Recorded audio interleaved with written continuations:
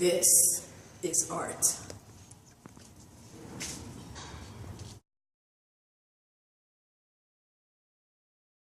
This. What? Fancy Easel magazine just said that dance is the best form of art.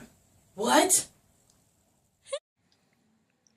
Classic Fancy Easel magazine. Do they even define art? How can you even say one form of artistic expression is better than another? They're about to lose my subscription money. And if anything, photography should be considered the best form of art. Seriously? There are so many mediums of art that are way better than photography by a long shot. Look. Photography. My Instagram should basically be an exhibit in the Metropolitan Museum of Art then. Joy, that's like saying my Zumba classes are a form of art. There's a difference when we consider intent of the artist and the dialogue that's created within art. And I just think photography is one of the most expressive and developed ways of creating that dialogue.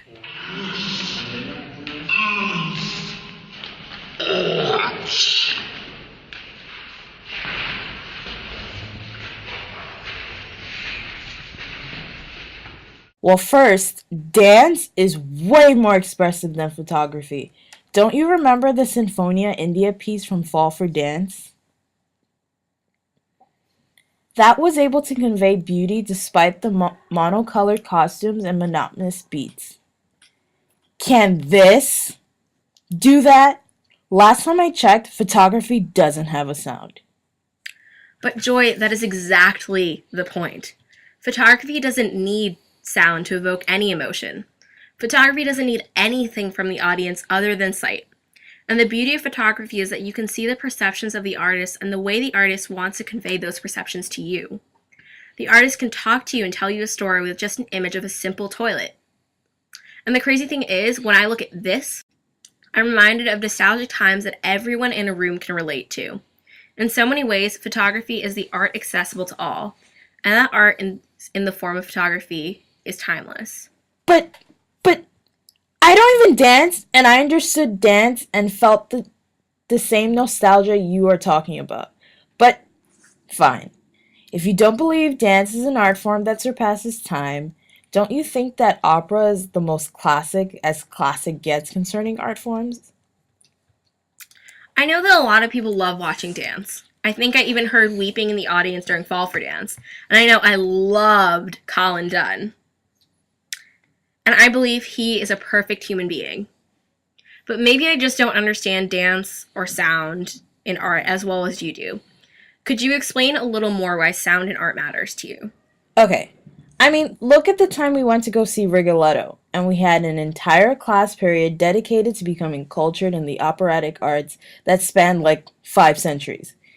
And then, after seeing the show, we saw that opera singing is not only an art form, but also a mean vocal workout. Joy, I just don't get it. Look at the Behind Closed Doors exhibit. Visual expression is key to art and has been for centuries. Royalty used art to display wealth in multiple distinct ways. Just look.